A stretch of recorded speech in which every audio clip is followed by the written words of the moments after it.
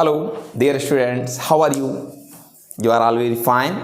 And now we are about to solve a assessment region type question of class 10th. Okay, let's see the question. Actually, this question is belonging to chapter Reflection of Light. Now, my dear students, हमने आपको पहले ही बता दिया है कि कैसे assertion reason type question को solve करते हैं। अगर आपको फिर भी प्रॉब्लम हो इसको समझने में, देन आपको इस वीडियो में नीचे एक लिंक दिया है, आप उस लिंक पर जाएं और वहाँ से प्रोसेस जान जाएं असर्शन रीजन टाइप क्वेश्चन को सॉल्व करने का।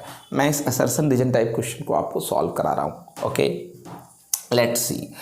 Actually in assertion reason type question there is 5 question. Okay, about these 5 question, any one option, first, second, third, fourth, any one option is correct for every question. इस सारे questions के लिए कोई एक option इसमें से करेक्ट है. Now let's start. First question. A concave mirror is called converging mirror. It is right. Concave mirror is a converging mirror. Yes. The rays, everybody knows concave mirror is converging mirror because all the rays parallel to principal axis after reflection from the concave mirror meet at the focus after reflection, so converge at a point. So this is converging mirror, but reason is given: the rays parallel to principal axis after reflection from concave mirror meet at its focus point. Yes, so both is right. Then about this question, this statement is right. A and R is true, and R is correct explanation of A. Correct. इस दिए हुए sentence का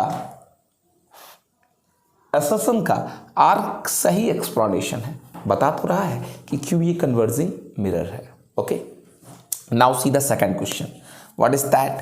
question is saying in case of concave mirror the principal focus is behind it. Beta, this is concave mirror, the principal focus is in front of it, not behind it, so this is wrong. Okay, the focal length is distance between F and P. It is correct. The focal length is the distance between focus point and pole of the mirror. Okay, so A is false, R is wrong. So A is true, A is false and R is true. Okay beta, my dear students, I think you understood. A is false, R is true. So about this statement, option number 4 is correct. Now see the question number 3rd. Assertion: concave mirror forms both real and virtual image. Yes beta, concave mirror form both when object placed between infinite to focus image.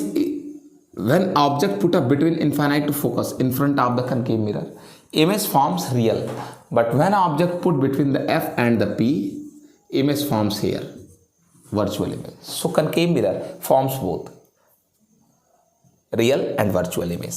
Okay, and reason given: concave mirror is known as converging mirror. It is right but not correct explanation of assertion. ये इसका correct explanation नहीं है, but true दोनों है. सो A and R is true, but R is not correct explanation of A. So about third question, option number 2 is right. Okay, now see the question number 4. Concave mirror is used by doctors to examine throat, eye, nose. It is right. concave mirrors doctor use करते हैं हमारे गले में कोई चीज़ हो जहाँ पर hand approach नहीं होता उसको देखने में. ठीक है, नोज में, आइस में, ईयर्स में. But reason given: concave mirror forms both magnified and diminished image. concave mirrors magnified और diminished दोनों इमेज बनाता है. ठीक है ना. सो about fourth sentence, what is right? concave mirror सही है, डॉक्टर्स इसको यूज़ करते हैं एग्जामिन करने के लिए हैंड अप्रोच जहाँ पर नहीं होता, लेकिन इसका रीज़न दे रहा है कि ये मैग्नीफाइड और डिमिनिश्ड इमेज बनाता है. ये करेक्ट इसका एक्सप्लेनेशन नहीं है.